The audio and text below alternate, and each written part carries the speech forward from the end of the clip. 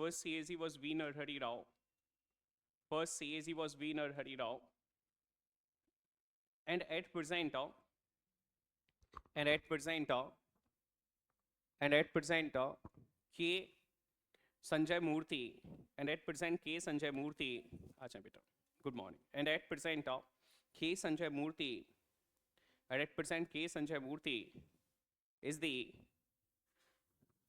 CAG, CAG, CAG, that is Comptroller Auditor General of India. Comptroller Auditor General of India.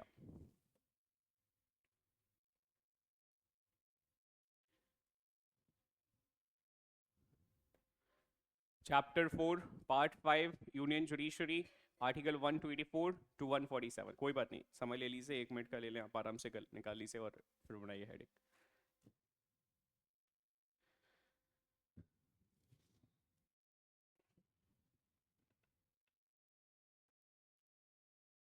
कुछ पूछना है पिछला previous?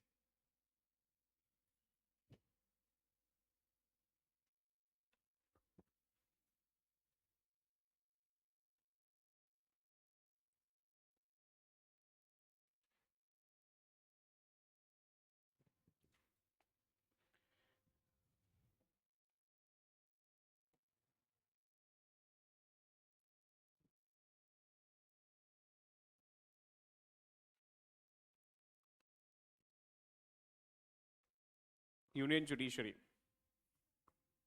लिखें इसमें. The Supreme Court of India, the Supreme Court of India, the Supreme Court of India established in 1950. The Supreme Court of India established in 1950.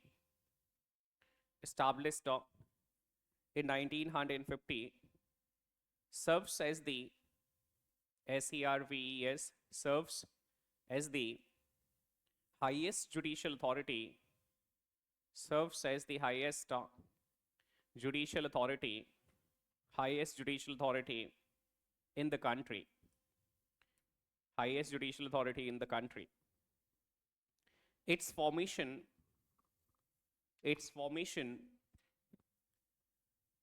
followed a rich historical evolution. Its formation followed a rich historical evolution, a rich historical evolution, a rich historical evolution, beginning with the Regulating Act of 1773. Beginning with the Regulating Act of 1773. Beginning with the Regulating Act of 1773. Next point. The promulgation of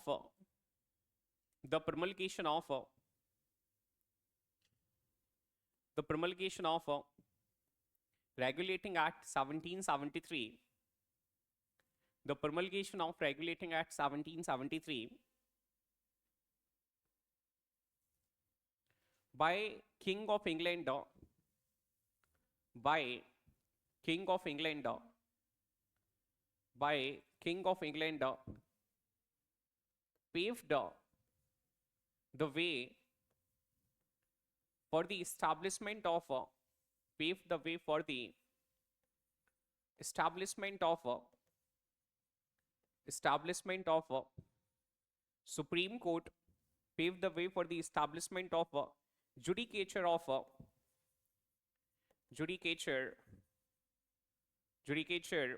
of Calcutta, paved the way for the establishment of judicature at Calcutta, judicature at Calcutta, judicature at Calcutta, judicature at Calcutta, resulted in the establishment of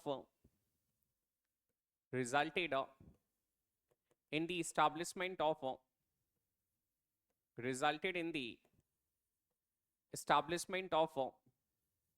Supreme Court, resulted in the establishment of Supreme Court at Calcutta in 1774. in 1774. You must be thoroughly clear. The document from where you can trace back the establishment of Supreme Court of Calcutta, it was Regulating Act of 1773. But when it comes to the establishment of the Supreme Court of Calcutta, this belongs to the year of 1774. Clear hai? Samajh aa gaya? Write down the next one. Establishment of Supreme Court of Madras. Establishment of Supreme Court of Madras.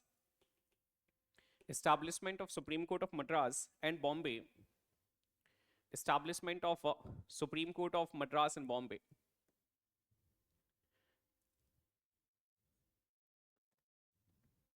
ये कैलकाटा का हमने देखा कि कैलकाटा का supreme court जो है ये आपका रेगुलेटिंग एक्ट जो है 1773 के माध्यम से 1774 में एस्टैब्लिश किया गया। ये याद रखिएगा भैया, कई बार बच्चे जो हैं कंफ्यूज हो जाते हैं और फिर गलत लगा देते हैं कि सर 1773 में एस्टैब्लिश किया गया।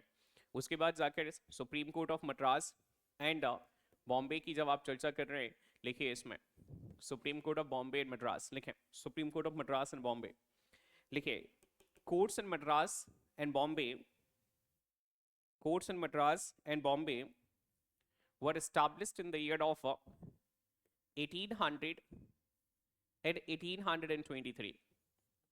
1800 and 1823. 1800 and 1823. By King George III. By King George III. By King George III. Next point. However,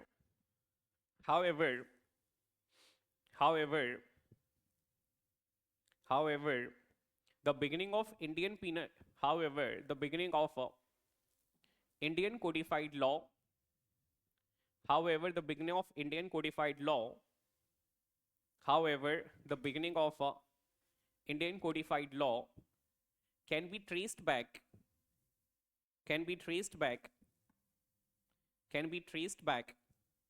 from the year of 1726. Can be traced back from the year of 1726 with the establishment of Mayor's Court, with the establishment of Mayor's Court, at Calcutta, Bombay and Madras. At Calcutta, Bombay and Madras. At Calcutta, Bombay and Madras. This was the first sign. This was the first sign of company's transformation. This was the first sign of company's transformation from a trading company to a ruling power. From a trading company to a ruling power. From a trading company to a ruling power with the added flavor of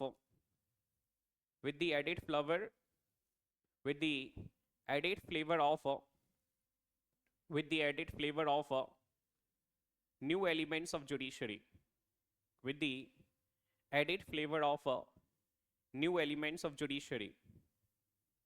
New elements of judiciary. Next point.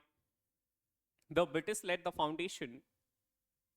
The British led the foundation of new system of dispensing justice. The British led the foundation of new system of dispensing justice. New system of dispensing justice. New system of dispensing justice through a hierarchy of civil and criminal courts. Through a hierarchy of civil and criminal courts. Through a hierarchy of civil and criminal courts. Through a hierarchy of civil and criminal courts.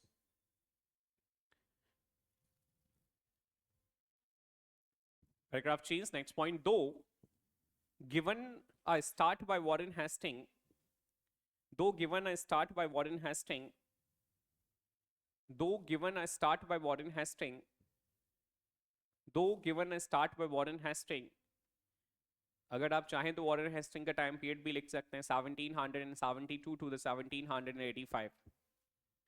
Though given a start by Warren Hastings, the system was stabilized by Lord Cornwallis. The system was stabilized by. The system was stabilized by. The system was stabilized by. The system was stabilized by.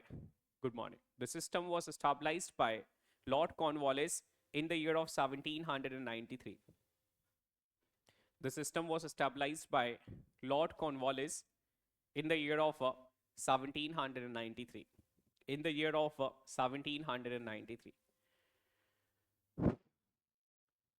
सुन लीजिए भैया, आपसे कवि कहना चाहता है कि वैसे तो हम सुप्रीम कोर्ट पढ़ रहे हैं और हमें अपने आप को सुप्रीम कोर्ट तक ही सीमित रखना चाहिए, लेकिन कोई बात नहीं है। हम जब ये जुडिशरी के एलिमेंट को ब्रिटिश इंडिया में ट्रेस बैक करने का प्रयास करते हैं तो जुडिशरी का एलिमेंट ब्रिटिश इंडिया में ट्रेस बैक किया जा सकता है। कहाँ से ट्रेस बैक किया जा सकता है? बोले सर 1726 ओनवर्ड्स। यहाँ आपके जो प्रेसिडेंशियल टाउन्स थे, उन प्रेसिडेंशियल टाउन्स में अभी आपके हिस्ट्री वाले सर जो हैं, आपको मॉडर्न हिस्ट्री में ये प्रेसिडेंशियल टाउन्स के बारे में पढ़ाएंगे। प्रेसिडेंशियल टाउन्स जो हैं, तो प्रेसिडेंशियल टाउन्स के बारे में पढ़ाएंगे। Presidential towns which means we talking about Calcutta, हम चर्चा कर रहे हैं कैलकाटा की, हम चर्चा कर रहे हैं मद्रास की, हम चर्चा कर रहे हैं बॉम्बे की। तो यहाँ से आप इंग्लिश के जब सेटलमेंट देखते हैं, क्योंकि हमने परसों डिस्कस किया था और आप अभी बहुत रिसेंटली डिस्कस भी कर रहे हैं कि एडवेंट ऑफ यूरोपियंस किस ऑर्डर में है, तो एडवेंट ऑफ यूरोपियंस की जब चर्चा करते हैं हमारा डिस्कशन जो है वो बेसिकली इंग्लिश तक है, क्योंकि पोर्चुगीज, डच, डैनिश और फ्रांस जो हैं वो आपके सर आपको बता देंगे। English 31st of December 1600 they had been granted a royal charter by Queen Elizabeth along with a monopoly rights that they are going to be the single entity who would be trading into the east। पूरे east में व्यापार करने वाली एकमात्र company Britain से जो होगी वह कौन सी होगी? ब्रिटेन से, मैंने नहीं कहा यूरोप से, ब्रिटेन से जो होगी वह इंग्लिश होगी, इंग्लिश ईस्ट इंडिया कंपनी होगी। Over the period of time आप अगर देखते हैं तो इन्होंने 1639 they were having hold over this Madras region। उनका 1639 में मद्रास पर होल्ड था, यहाँ उनका हमें फोर्ट नजर आ रहा था। 1661 they were having hold over this Bombay region, हमें यहाँ ये दहेज में मिला हुआ नजर आ रहा था। ये हमें लीज में लिया था, लेकिन लीज में लेके उन्होंने अपनी पावर को उस एक्सटेंट तक बढ़ा दिया कि भैया इनसे छीनने की हिम्मत नहीं थी किसी में। Nobody dares, they challenged, if you are having power come to us, we would be fighting with each other। अगर आपको लगता है कि आपके पास शक्ति है और आप हमसे छीन सकते हैं, आ जाइए, दो दो हाथ कर लेते हैं, कोई बात ही नहीं है। So in this manner they got the control over the Madras by the year of 1639। Later on they got the Bombay in the dowry। दहेज में क्या मिल गया? डाउरी मिल गया पोर्चुगल से। और 1698 they were having hold over Calcutta। 1698 में इनका कैलकाटा पर हमें होल्ड नजर आ रहा है, फोर्ट नजर आ रहा है, ठीक है। अब इसके बाद जाकर अभी हमने डिस्कस किया कि 1726 इन प्रेसिडेंशियल टाउन्स में क्या एस्टैब्लिश किया गया? बोले सर इन प्रेसिडेंशियल टाउन्स में मेयर्स कोर्ट जो है उस मेयर्स कोर्ट को एस्टैब्लिश किया गया। यहाँ भी किया गया, यहाँ भी किया गया, और जो है यहाँ भी एस्टैब्लिश किया गया। इस वजह से हम कह रहे हैं कि 1726 वो ईयर है जहां से इंग्लिश ईस्ट इंडिया कंपनी हमें कैसी नजर आ रही है? बोले सर इसके पहले ये सिर्फ ट्रेडिंग नजर आती थी, ट्रेडिंग कंपनी के तौर पर नजर आती थी, लेकिन यहाँ से हमें फर्स्ट साइन मिला। और किसका फर्स्ट साइन मिला? कि भैया right now they are heading towards a ruling power, ये एक रूलिंग पावर की ओर बढ़ रहे हैं, इनका ये ट्रांसफॉर्मेशन है। और रूलिंग पावर किस तरीके से? तो बोले सर इन्होंने अपनी रूलिंग में एक नया फ्लेवर जो है डॉन किया है, और ये फ्लेवर क्या है? बोले sir dispensing of justice. Dispensing of justice, ये जो है अभी न्याय भी क्या करना है स्टार्ट करेंगे, बोले सर लोगों को देना स्टार्ट करेंगे, ये न्याय देना लोगों को स्टार्ट करेंगे। That's what we have discussed, यही लिखा है आपकी कॉपी में, ठीक है। उसके बाद जाकर फिर आपको ये समझना है कि 1772 ओनवर्ड्स हमारे पास वॉरेन हेस्टिंग भारत आते हैं 1772। और वॉरेन हेस्टिंग जब भारत आए थे तो इंग्लिश ईस्ट इंडिया कंपनी की स्थिति जो है दिवालिया स्थिति, it was not very good. Financial स्थिति अगर आप देखेंगे तो वह बेहद शानदार नहीं है, मतलब बेहद शानदार क्या बेहद बुरी है। और इस व्यक्ति को ये रिस्पॉन्सिबिलिटी देकर भेजा गया कि भैया जाओ सुधार करिएगा थोड़ा सा। ये आया जब इसने देखा कि यार ये तो इंग्लिश ईस्ट इंडिया कंपनी जो है वह बैंकरप्सी की स्टेज पर है, और इसके जो ऑफिसर्स हैं वो ऑफिसर्स बेसिकली आपके they were enjoying very high sounding status in the society. Even the scenario was like कि उनका चपरासी जो है अगर वो भी इंग्लैंड जा रहा है, so he was enjoying the life like nawab of the India. ये स्थिति थी, मतलब कंपनी डूब रही है, ऑफिसर्स जो हैं आपके बेहद शानदार स्टेटस को एंजॉय कर रहे हैं। उसे समझ आया कि यार करप्शन प्रिवेल कर रहा है, ठीक है। उसने कुछ स्टेप्स लिए, वो आपके हिस्ट्री वाले सर आपको पढ़ाएंगे। मैं जो बताना चाहता हूँ वो ये है कि इसने पैसा मांगा, इसने कहा कि भैया हमें फाइनेंशियल एड चाहिए, फाइनेंशियल मदद चाहिए। और फाइनेंशियल एड किससे चाहिए, बोले सर इसने ब्रिटिश पार्लियामेंट से, ब्रिटिश सरकार से फाइनेंशियल एड मांगा। This was the golden opportunity. अंग्रेजों के पास, अंग्रेजी संसद के पास, अंग्रेजी हुकूमत के पास, अंग्रेजी जो वहाँ किंग हैं, क्वीन हैं, उनके पास बेहद शानदार अपॉर्चुनिटी है। और उन्होंने कहा कि कोई बात नहीं है, we are quite ready to provide you the financial aid, but at the same time we would be governing, we would be regulating the affairs of English East India Company from British Parliament. If you are fine with the same, do let us know. I would be providing the money, we would be providing the money. और इस terms and conditions पर आपका क्या दिया गया, पैसा दिया गया। और उन्होंने रेगुलेटिंग एक्ट 1773 जो है वह पास कर दिया। हम कंट्रोल करना चाहते हैं, हम सिर्फ रेगुलेट करना चाहते हैं। अभी आपकी टेरिटरी और आपकी जो पावर है उसको सुपरसीड नहीं करना चाहते, उस पर कंट्रोल नहीं करना चाहते बेसिकली। इसलिए उन्होंने रेगुलेटिंग एक्ट 1773 पास किया। और रेगुलेटिंग एक्ट 1773 में कई सारे इंपॉर्टेंट प्रोविजंस हैं। उनमें से जो सबसे इंपॉर्टेंट प्रोविजंस होते हैं, एक है हमारा गवर्नर जनरल एग्जीक्यूटिव काउंसिल, जो गवर्नर की मदद करने के लिए आया था।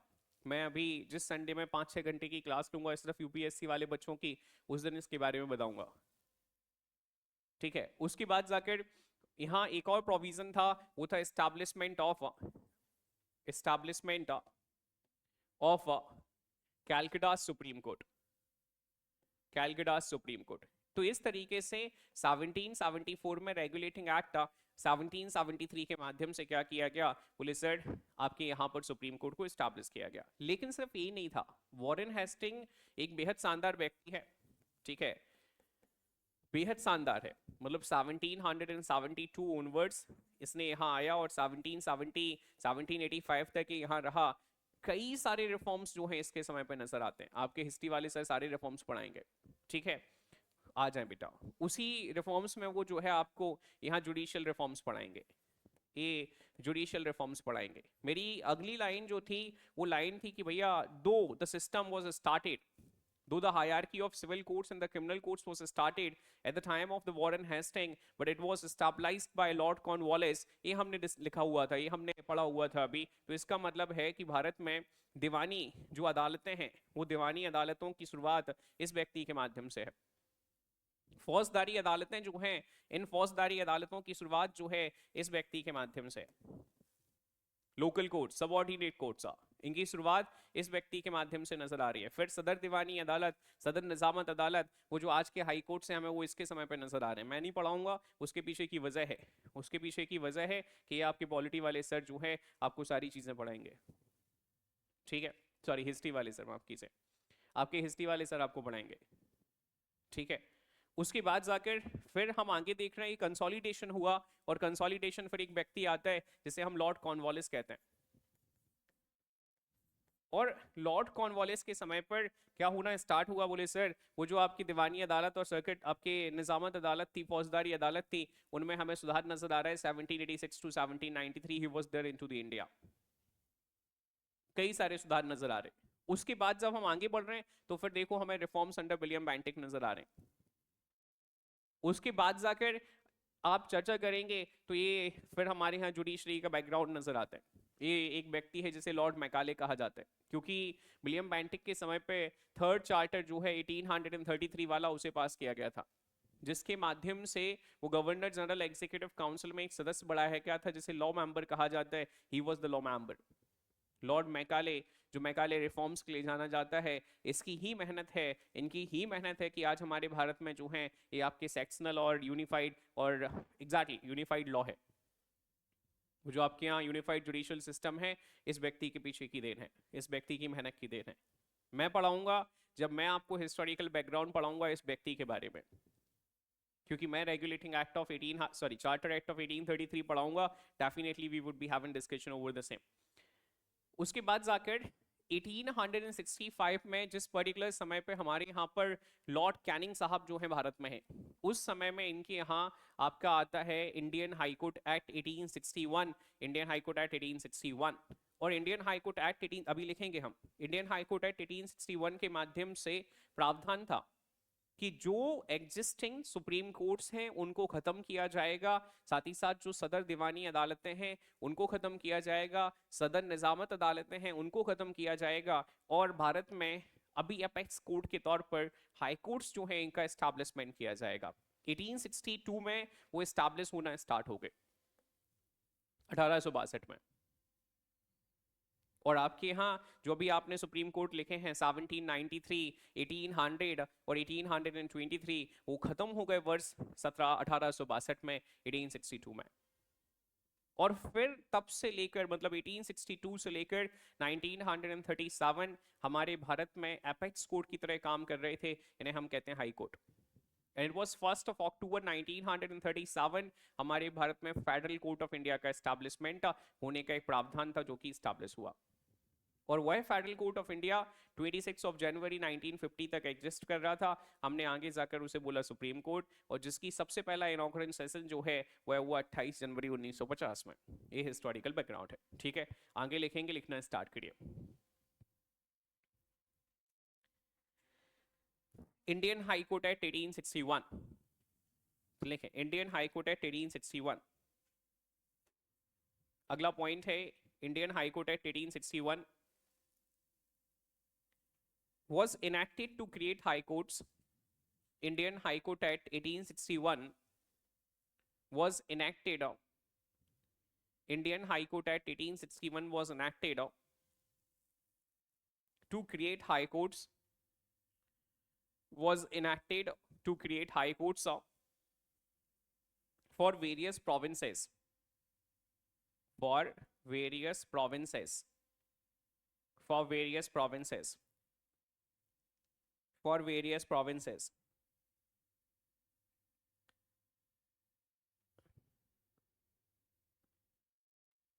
The first four high courts, the first four high courts were, the first four high courts were Calcutta, Madras, Bombay, Calcutta, Madras, Bombay, and Allahabad, and Allahabad. Calcutta, Madras, Bombay, and Allahabad. Calcutta, Madras, Bombay, and Allahabad.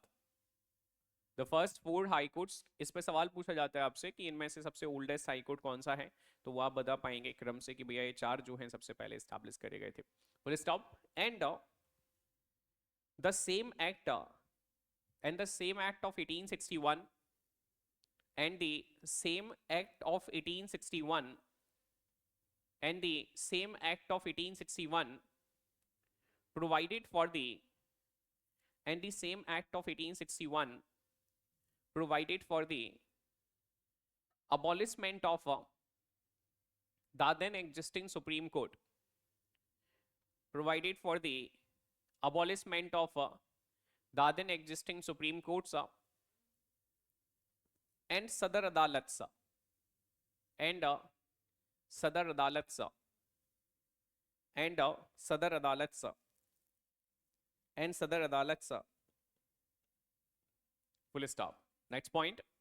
These high courts, these high courts had the these high courts had the these high courts had the these high courts had the distinction of distinction of being a distinction of being a highest court distinction of being highest court distinction of being highest court in the country for all cases for all cases in the country for all cases till the establishment of Federal Court of India till the establishment of Federal Court of India till the establishment of Federal Court of India till the establishment of Federal Court of India till the establishment of Federal Court of India. Next point, heading अगला point लिखिए Federal Court of India. Federal Court of India.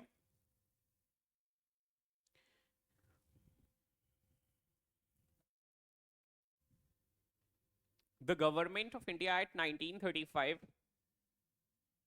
the government Federal Court of India में लिखिए the government of India at 1935 the government of India at 1935 changed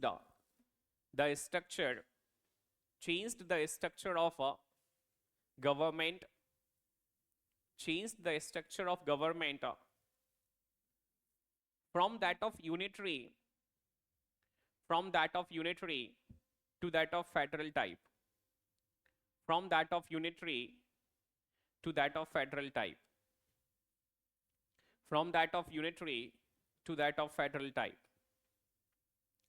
Next point, the इसी में लिखेंगे federal code वाले में the distribution of powers between center and state the distribution of power between center and provinces the distribution of power between center and provinces required the balance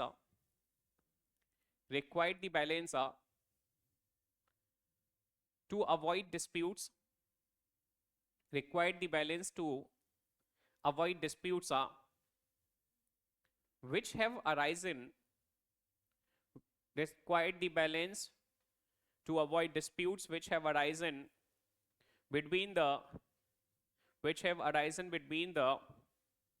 constituent units which have arisen between the constituent units and the federation which have arisen between the constituent units and the federation and the federation and the federation. Next point,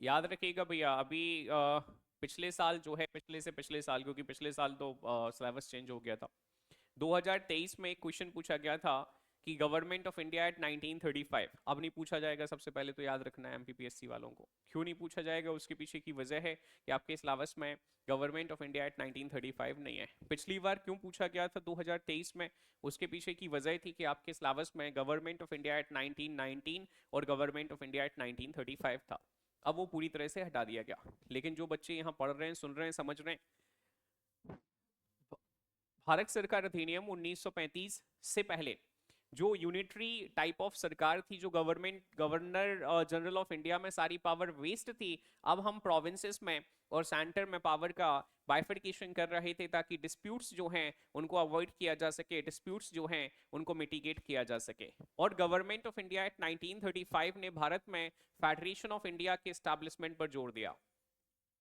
federation of India के establishment पर जोर दिया हालांकि ये याद रखना होगा कि ये नहीं हुआ था बाद में जाकर ठीक है the provisions which were there in the government of India at 1935 most of them regarding the government or the governmental change didn't came into existence वो existence में नहीं आए वो सब provision थे governmental change I have started I didn't started about the judicial change or the judicial structure तो वो भारत सरकार अधिनियम 1935 जो सरकार को लेकर बदलाव करना चाहता था, सरकारी ढांचे को लेकर बदलाव करना चाहता था, उस सरकारी ढांचे को लेकर बदलाव जो है वो सिर्फ ऑन पेपर थे, वह प्रैक्टिकली आपके एग्जीक्यूट नहीं किए गए, संभव नहीं था। देश में उस तरीके के हालात थे, इस वजह से संभव नहीं था। और अभी क्या करे गए, तो बहुत सारी चीजें हैं, वो अभी डायरकी समझना होगा हमें, बायकैमरलिज्म समझना होगा। So we would be going in this discussion later on after few days, वो हम बाद में चर्चा करेंगे। On a specific Sunday, we would be having discussion about each and every single aspect regarding the diarchy as well, कि diarchy होता क्या है। ठीक है, फिलहाल वापस आ रहे हैं। इसी एक्ट ने आपसे कहा कि भैया हम एक फेडरल कोर्ट एस्टैब्लिश करने वाले हैं, लिखना स्टार्ट करिए। It also provided for the establishment, it also provided for the establishment, it also provided for the establishment, it also provided for the establishment of federal court, it also provided for the establishment of federal court, which was set up, which was set up, which was set up, which was set up by 1st October 1937, which was set up by 1st October 1937, which was set up by 1st October 1937, with the original appellate and advisory jurisdiction, with original appellate and advisory jurisdiction, with original appellate and advisory jurisdiction,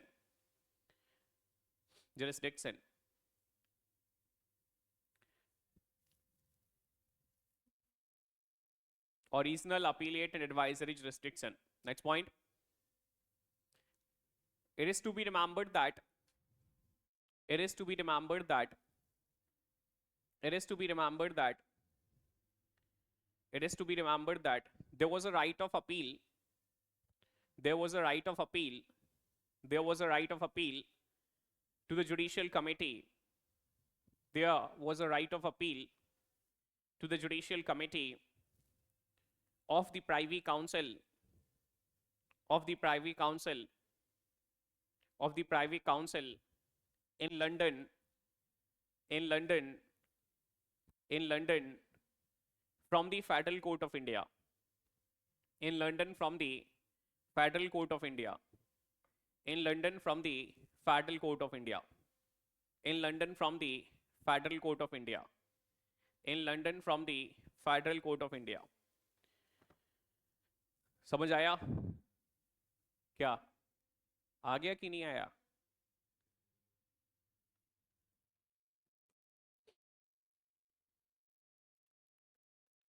Judicial structure during British India, during British India, जो कुछ लिखाया है उसकी भावना यहाँ है, उसका essence जो है वो यहाँ है। Privy council London, federal court of India,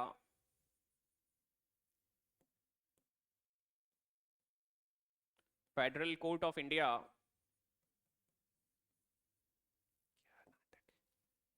federal court of India, ठीक है। High courts subordinate courts, subordinate courts, ठीक है। इनके जो नाम हैं वो अलग अलग हो सकते हैं। नॉमनक्लेचर में वेरी, मतलब अभी जो आज के समय में हमारा नॉमनक्लेचर है वो वहाँ वेरी करेगा, क्योंकि इसमें जो नज़र आते हैं हमें सबऑर्डिनेट कोर्ट्स में, वो हमें सिविल कोर्ट्स नज़र आते हैं, क्रिमिनल कोर्ट्स नज़र आते हैं और रेवेन्यू कोर्ट्स नज़र आते हैं। सिविल नज़र आ रहे हैं, क्रिमिनल नज़र आ रहे हैं और साथ ही साथ जो है रेवेन्यू कोर्ट्स नज़र आते थे। इस तरीके के कोर्ट्स जो हैं वह हुआ करते थे। आज अगर आप स्ट्रक्चर देखेंगे एट प्रेजेंट, तो एट प्रेजेंट स्ट्रक्चर जो है हमारे यहाँ, ये हमारा आगे जाकर अभी वर्तमान में सुप्रीम कोर्ट हो जाएगा, और ये इंडियन जुडिशियल स्ट्रक्चर है जो वर्तमान में अभी एग्जिस्टिंग है। ये वर्तमान में इंडियन जुडिशियल स्ट्रक्चर है, वो ड्यूरिंग ब्रिटिश इंडिया है। ठीक है, लिख लीजिए भैया, जिसको भावना समझनी हो वो यहाँ से लिख ले।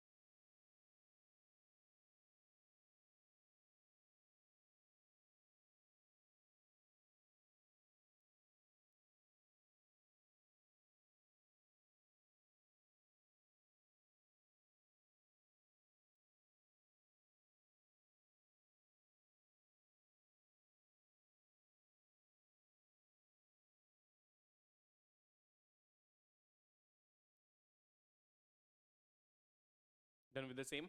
चलिए, वेरी गुड। नम्रता जी, कैसी हैं आप? 1774 Supreme Court of Calcutta, who was the Chief Justice?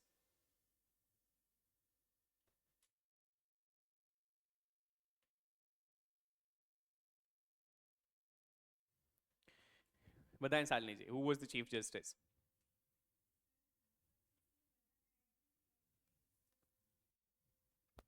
Richa Sharma ji, बताएं विशाल जी, ज्योति, श्रुति, वेरी गुड, बताएं एक बार इसके लिए जोरदार तालियां। हाँ हाँ, अभी बस हो गया, रुक जाओ। फेडरल कोर्ट ऑफ इंडिया के सबसे पहले चीफ जस्टिस कौन थे, बताएं बेटा।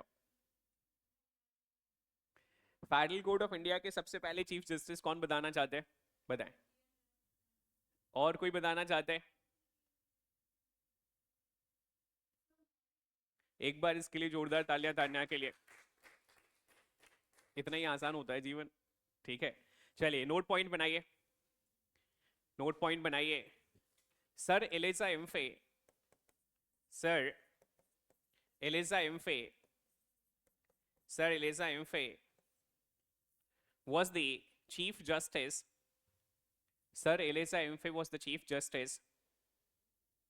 Sir Eliza Emphe was the chief justice of Calcutta's Supreme Court. Of Calcutta's Supreme Court. Of Calcutta's Supreme Court. Of Calcutta apostrophe comma S Supreme Court. ठीक है. And Maurice Goyer and Sir Maurice Goyer and Sir Maurice Goyer and Sir Maurice Goyer, the Chief Justice, the first Chief Justice of Federal Court of India, the first Chief Justice of Federal Court of India, the first Chief Justice of Federal Court of India. जो बताना चाहे वो हाथ उठाइएगा। Last chief justice of federal court of India, कौन कौन बताना चाहता है, हाथ उठाए। सुरती बताना चाहती हैं, और बताएं। ठीक है, लिखिए हरीलाल जयकुंसी दास कान्या, हरीलाल, हरी लाल जयकुंसी दास कानिया,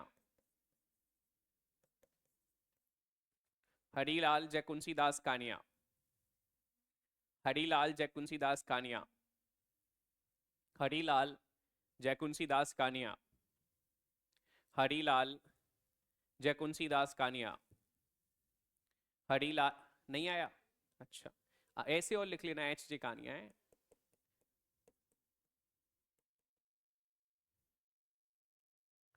हरीलाल जयकुंसी दास कानिया।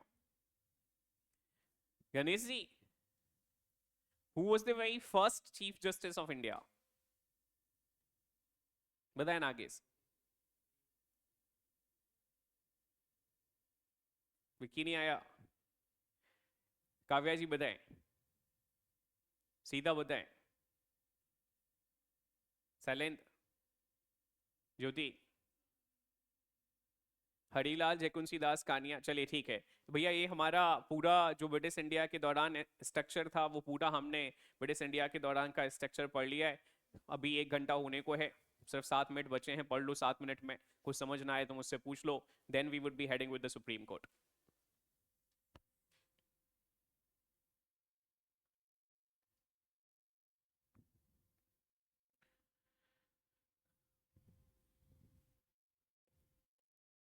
ये मॉरिस गॉयर का अगर आप टाइम बाइम लिखना चाहें तो यहाँ से लिख लीजिएगा भैया, अगर किसी को कुछ लिखना हो तो ये लिखा है लास्ट में। Maurice Gwyer, Srinivasa Varadachariar, Patrick Spens and then Harilal Jekisundas Kania. ये फेडरल कोर्ट ऑफ इंडिया के ओवरऑल चीफ जस्टिस रहे हैं, बस इतने ही रहे हैं। और इन तीनों में सबसे अच्छी एक खास बात यह है, चाहे आपके मॉरिस गॉयर हो, चाहे वरकचरियार हो या पैट्रिक स्पेंस हो, इन तीनों का अपॉइंटमेंट जो है उस समय के जो आपके गवर्नर जनरल थे या वाइस रॉय थे, एक ही व्यक्ति ने किया हुआ है। लिखा तो नहीं है? ठीक है, हाँ लिखा है। ठीक, लिख लीजिएगा भैया अगर आप लिखना चाहें तो।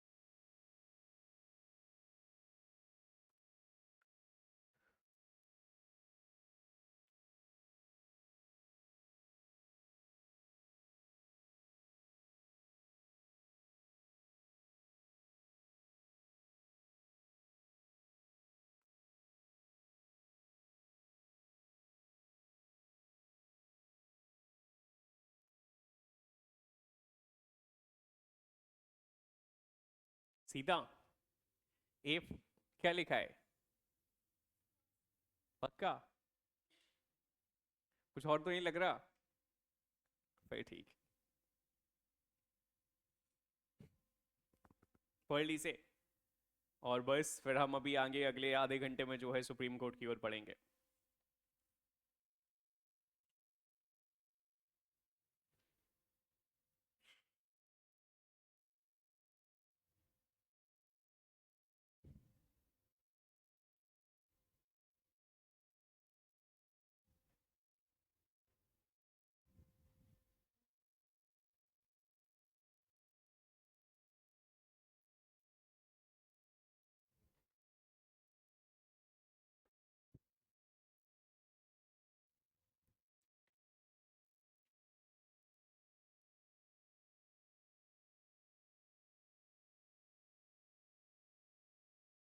मार्कस,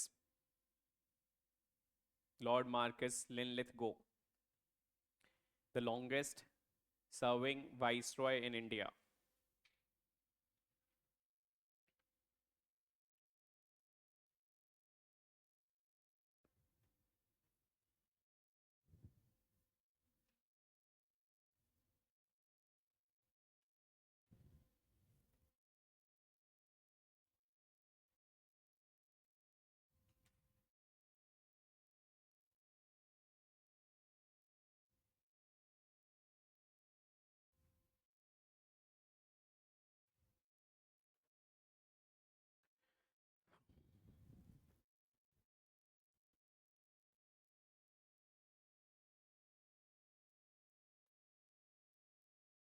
ज्योति जी, बिहार स्टेट पीसीएस का एग्जाम है 13 तारीख में, and the students were left with part number 6 day before yesterday, and by yesterday they are done with the part number 6 just within 60 minutes in the 60-minute sessions.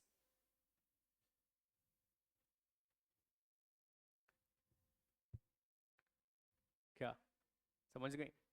Very intelligent you are.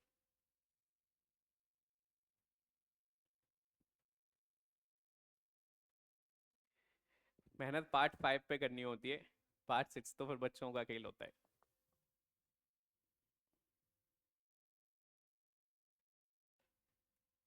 Everything is going to be very same, as there is only a change. That's why we are not calling it Xerox or the photocopy of the part 5. There is a change that governor is the nominal head, he is not the executive head, and this is just to maintain the solidarity in the country, that president is the head of the country.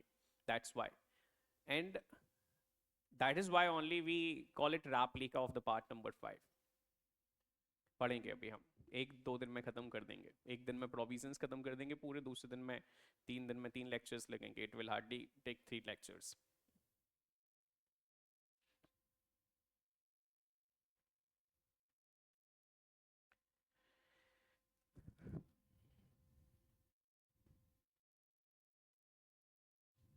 बढ़े आगे. चलिए, very good. Introductory points. The supreme court of India. ये historical background हो गया है. अब सीधे लिखिए introductory points and the supreme court of India.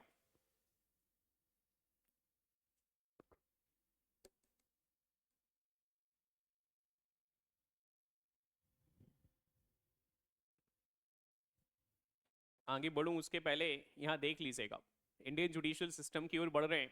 और इंडियन जुडिशियल सिस्टम का मतलब है इंडियन जुडिशियल सिस्टम की जब आप चर्चा करते हैं तो हमारे यहाँ एपेक्स कोर्ट जो है वो एपेक्स कोर्ट है आपका, this that is supreme court. ये हमारे यहाँ एपेक्स कोर्ट है, सबसे बड़ी अदालत है, जिसे उच्चतम न्यायालय के नाम से भी कहा जाता है. उच्चतम न्यायालय या सर्वोच्च न्यायालय. उसके बाद जाकर हमारे यहाँ हाई कोर्ट्स हैं, और हाई कोर्ट्स का मतलब है उच्च न्यायालय की हम चर्चा कर रहे हैं. और फिर हमारे यहाँ सबऑर्डिनेट कोर्ट्स हैं. सबऑर्डिनेट कोर्ट्स हैं हमारे यहाँ. और सबऑर्डिनेट कोर्ट्स का मतलब है हमारे पास यहाँ पर इनका एक कैटेगराइजेशन है सिविल कोर्ट में, क्रिमिनल कोर्ट्स में. साथ ही साथ जो है हमारे पास क्रिमिनल कोर्ट्स में, अरे भाई, क्रिमिनल कोर्ट्स में, और लास्ट जो है हमारे पास रेवेन्यू कोर्ट्स में. रेवेन्यू कोर्ट्स में ये निचली अदालतें कही जाती हैं भारत में, निचली अदालतें. ये सिस्टम जो है यहां से आपको समझना है कि इंटीग्रेटेड जुडिशियल सिस्टम है भारत का. इंटीग्रेटेड जुडिशियल सिस्टम है. इंटीग्रेटेड जुडिशियल सिस्टम है. इंटीग्रेटेड जुडिशियल सिस्टम का मतलब है कि भैया दिस इज द एपेक्स, ये सर्वोच्च है और इसके निर्णय सब पर बाइंडिंग है. चाहे वो हाई कोर्ट हो, हाई कोर्ट के निर्णय इन पर बाइंडिंग है. ठीक है. दूसरा, these are subject to the so called laws of the parliament as well. इनमें पार्लियामेंट के लेजिस्लेशंस जो हैं वह भी एप्लीकेबल होते हैं. अमेरिका चलते हैं थोड़ा सा. वैसे तो सिर्फ हमारे अभी बाबा बागेश्वर गए हैं अमेरिका, आप भी जा सकते हैं, वो भी जा रहे हैं. अभी मैंने सुना अमेरिका और ऑस्ट्रेलिया जा रहे हैं. स्कोप तो बहुत है, लेकिन संघर्ष भी बहुत है. मैं कल किसी से चर्चा कर रहा था तो उन्होंने बताया कि बहुत संघर्ष है. मैंने कि स्कोप भी तो बहुत है. दोनों चीजें हैं.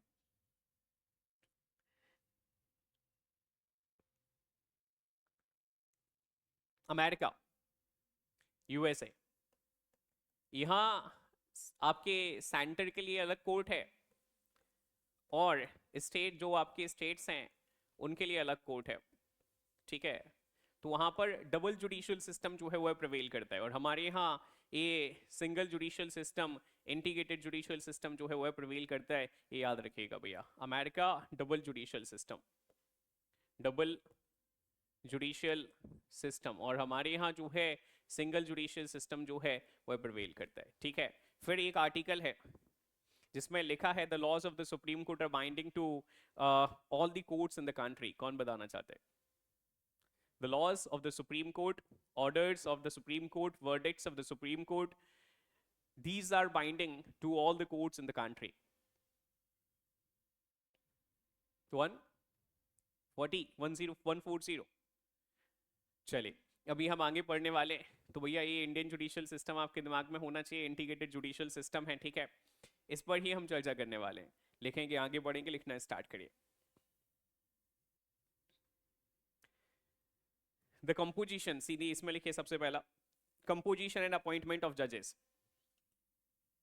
चाहे रुक जाओ, देर समझ आएगा, फिर तुम्हें समय लगेगा। पहला पॉइंट लिखिए, the provision, the constitutional provision, the constitutional provision, the constitutional provision of Supreme court comes under article 124 to 147, 124 to 147। और अगर आपने इंडियन जुडिशियल सिस्टम लिखा है तो इसमें आप हाई कोर्ट्स का भी लिख सकते हैं। कौन बताना चाहता है हाई कोर्ट के जुडिशियल ये कॉन्स्टिट्यूशनल प्रोविजंस कहां से कहां तक आते हैं? चलिए, हाँ बताएं। हाँ बताएं नागेश, बताएं। 214 से 232। सुरती के लिए एक बार जोरदार तालियां। 214 से 232, इसमें हमें नजर आ रहे हैं हाई कोर्ट की प्रोविजंस। ठीक है, सबऑर्डिनेट कोर्ट्स के प्रोविजंस कहां से कहां आते हैं सुरती? एक बार सुरती के लिए फिर जोरदार तालियां। 233 से 237। ठीक है, ये दिए गए। So the constitutional provisions are as follows of Supreme Court. ठीक है, सबसे पहले संवैधानिक प्रावधान लिखो भैया, वो ज्यादा ठीक रहेगा आपके लिए। हमने कॉन्स्टिट्यूशनल प्रोविजंस लिख लिए, 124 टू 147 है। लिखना स्टार्ट करिए article 124।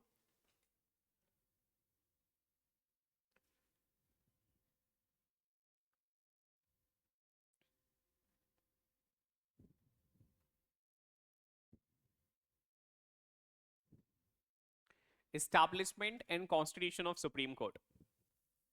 Establishment and Constitution of Supreme Court. Establishment and Constitution of Supreme Court.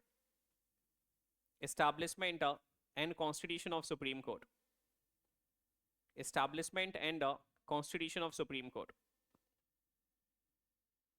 Article 125, salaries of judges. Salaries of judges. Salaries of judges. Article 126, appointment of acting chief justice. Appointment of acting chief justice. Appointment of acting chief justice. Write down the next one. Article 127, appointment of ad hoc judges. Appointment of ad hoc judges. Appointment of ad hoc judges. Appointment of ad hoc judges. Appointment of ad hoc judges. Article 128, attendance of attendance of attendance of retired judges. Attendance of retired judges. Attendance of retired judges at the sitting of Supreme Court. Attendance of retired judges at the sitting of Supreme Court. Attendance of retired judges at the sitting of Supreme Court. Article 129, Supreme Court to be court of record. Supreme Court to be court of record.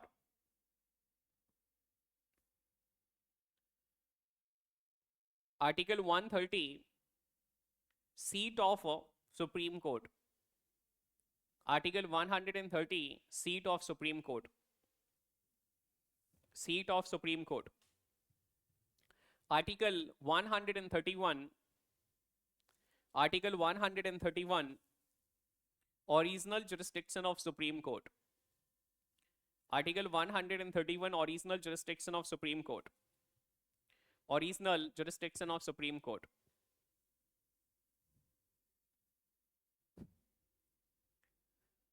Article 132, Article 132, appellate jurisdiction, appellate jurisdiction, appellate jurisdiction of Supreme Court. Article 132, appellate jurisdiction of Supreme Court in appeals from the High Court, in appeals from the High Court in certain cases, appeals from the High Court in certain cases, appeals from the High Court in certain cases. Article 133, appellate jurisdiction of Supreme Court, appellate jurisdiction of Supreme Court, appellate jurisdiction of Supreme Court from High Court, from High Court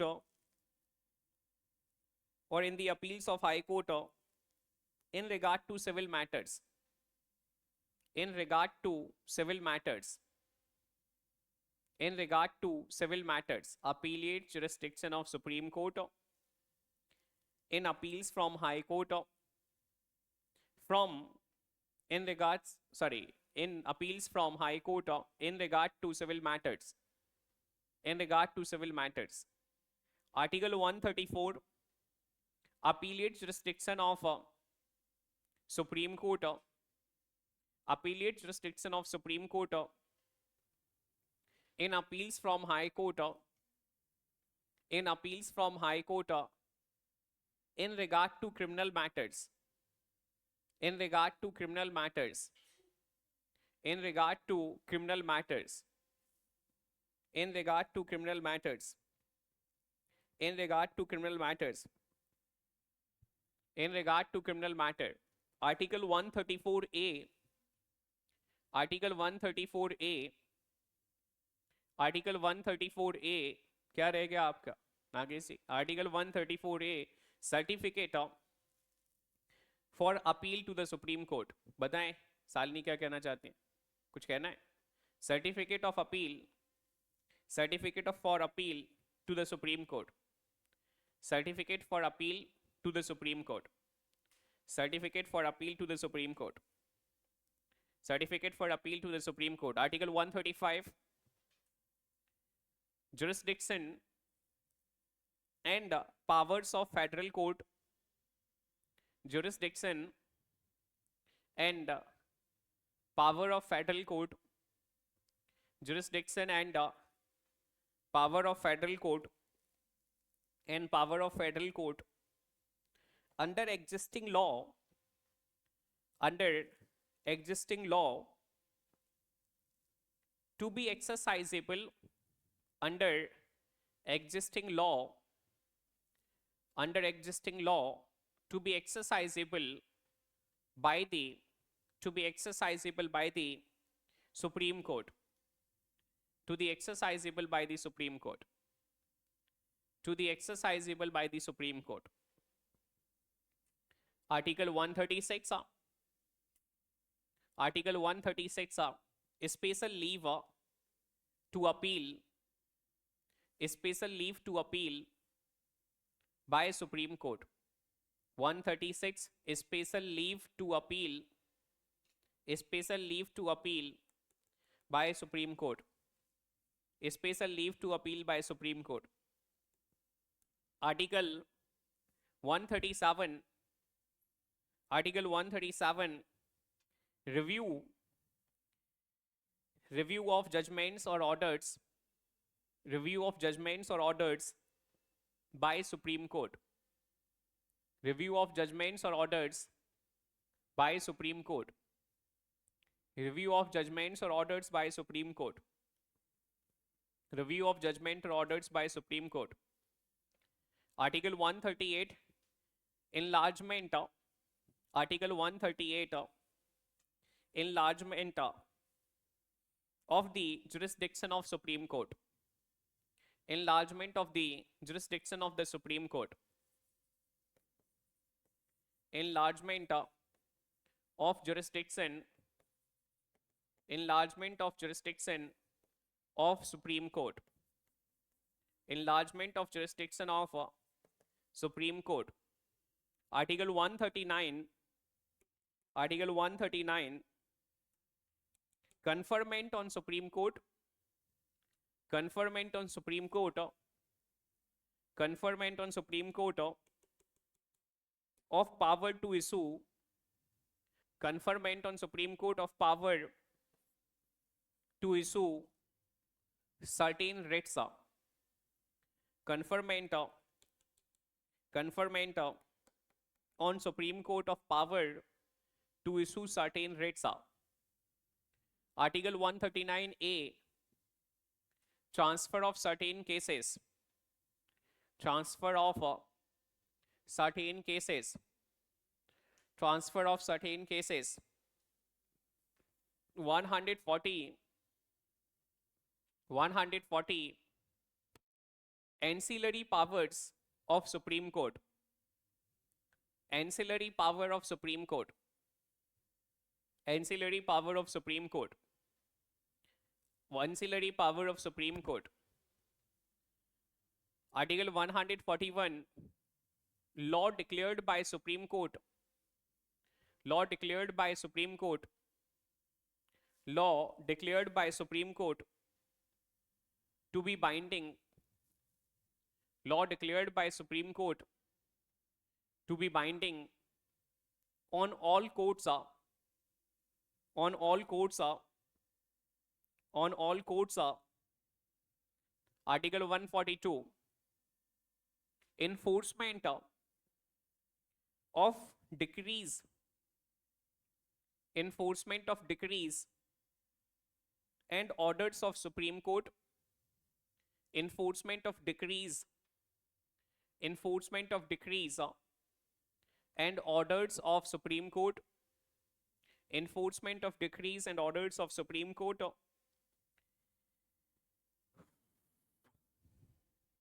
And orders as to discovery, etc. And orders as to discovery, etc. And orders as to discovery, etc. Article 143, क्या हो गया सैलिन जी? Article 143, मेरे भाई तैयारी भी तो बड़ी करने आए हो हैं? क्या नहीं? अच्छा नहीं करने आए हो? हाँ हाँ ठीक है, आगे लिखिए article 143, power of president, power of president to consult, power of president to consult the Supreme Court, power of president to consult the Supreme Court, power of president to consult the Supreme Court. Advisory, bracket में लिख लो भैया, advisory jurisdiction. Article 144, Article 144, civil and judicial authorities, civil and judicial authorities, civil and judicial authorities to act, civil and judicial authorities to act, civil and judicial authorities to act in the aid of Supreme Court, in the aid of Supreme Court, in the aid of Supreme Court. Article 144 हो गया. 145, rules of court,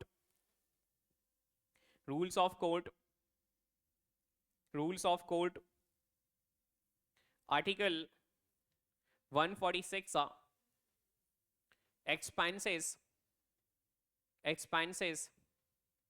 of Supreme Court and officers and servant, expenses of Supreme Court officers and servant,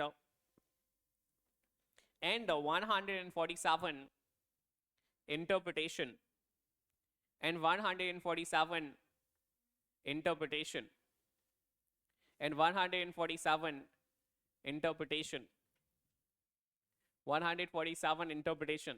You are having 12 minutes left with you. याद कर लीजिए भैया, और याद करके मुझे अभी बताइए हल क्या, सुनूंगा मैं जाने से पहले.